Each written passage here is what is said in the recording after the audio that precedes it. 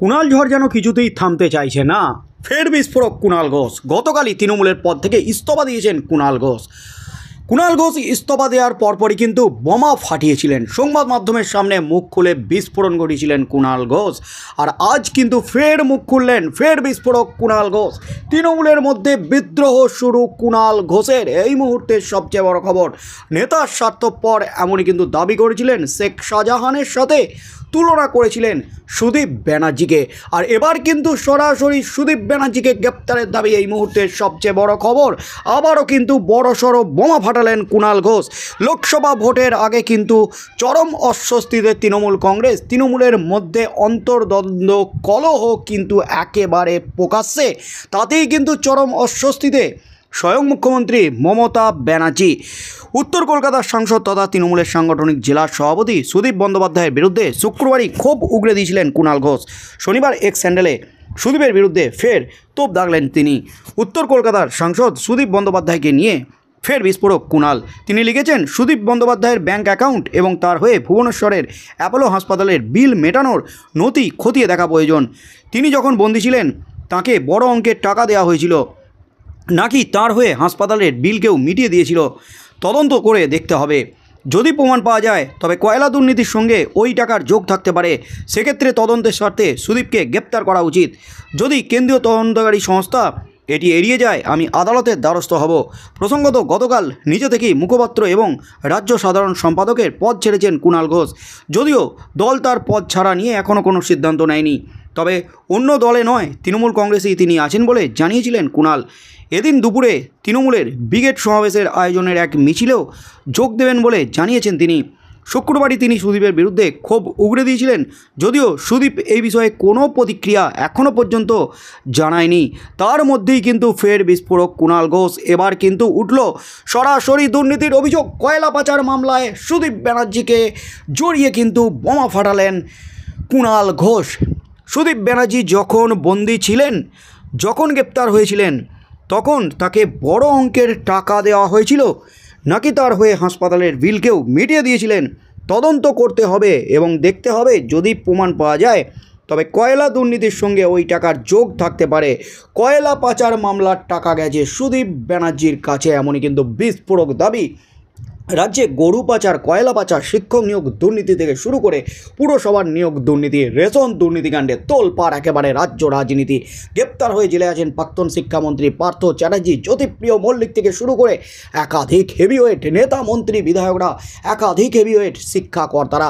তার মধ্যেই কিন্তু আরও একাধিক প্রভাবশালী ব্যক্তি, নেতা, মন্ত্রীরা ইডির নজরে, সিবিআইয়ের নজরে। শিক্ষক নিয়োগ দুর্নীতিকাণ্ডে নাম জড়িয়েছে অভিষেক ব্যানার্জির।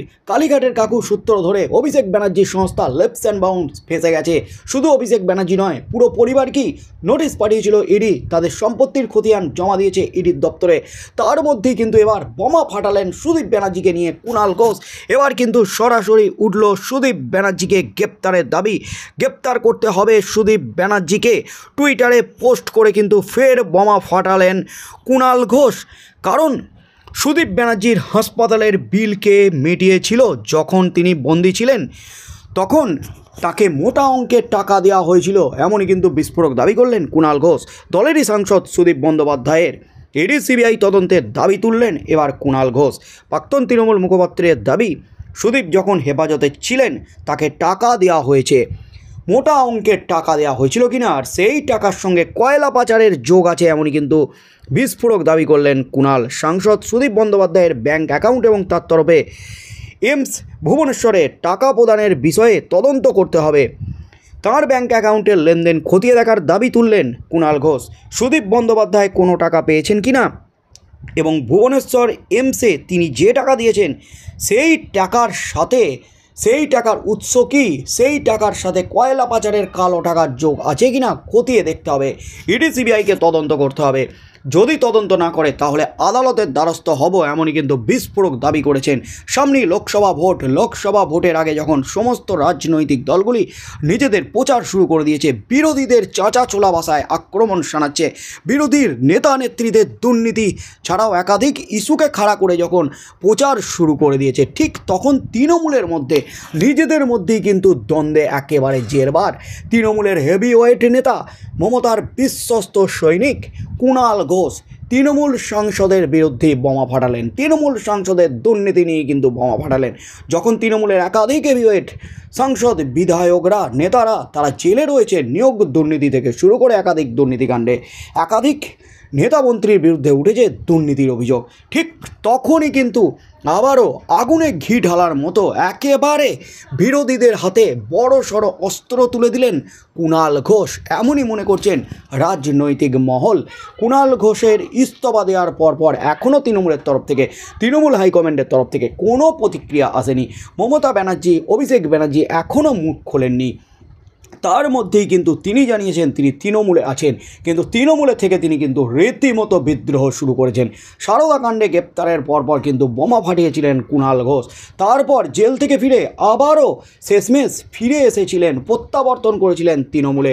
খানিকটা সৌরভ গাঙ্গুলি স্টাইলেই কিন্তু আবারও ফিরে এসেছিলেন তৃণমূলে একেবারে কুণাল ঘোষ। তারপর থেকেই দলের বিশ্বস্ত সৈনিক, মমতার আস্থাভাজন কুণাল ঘোষ। সেই কুণাল ঘোষই কিন্তু লোকসভা ভোটের আগে তৃণমূল হেভিওয়েট সাংসদ সুদীপ ব্যানার্জির বিরুদ্ধে কিন্তু বোমা ফাটালেন। গতকালই তিনি জানিয়েছিলেন সুদীপ ব্যানার্জি বিজেপির লোক, তিনি বিজেপির সাথে সমঝোতা করে চলছেন, দলের মধ্যে ষড়যন্ত্র করছেন সুদীপ ব্যানার্জি। সুদীপ ব্যানার্জি বিজেপিকে জেতানোর সাহায্য করছেন প্রতিটা ভোটে, তাই তার বিরুদ্ধে ইডি সিবিআই কোনো পদক্ষেপ নিচ্ছে না, এমনই কিন্তু বিস্ফোরক দাবি করেছিলেন কুণাল ঘোষ। আর আজ একেবারে ইডি সিবিআই জেরা এবং গ্রেপ্তারির দাবি করলেন কুণাল ঘোষ। আগামী দিনে কি হতে চলেছে রাজ্য রাজনীতিতে? আর এবার ড্যামেজ কন্ট্রোলে কুণাল ঘোষ যে বিদ্রোহ শুরু করেছেন, কুণাল ঘোষকে থামাতে এবার মাঠে নামে কিনা তৃণমূল হাইকমান্ড? অভিষেক ব্যানার্জি, মমতা ব্যানার্জি এবং অভিষেক ব্যানার্জির তরফ থেকে কুণাল ঘোষকে কী বার্তা দেওয়া হয়, সেদিকেই চোখ থাকবে গোটা রাজ্যের।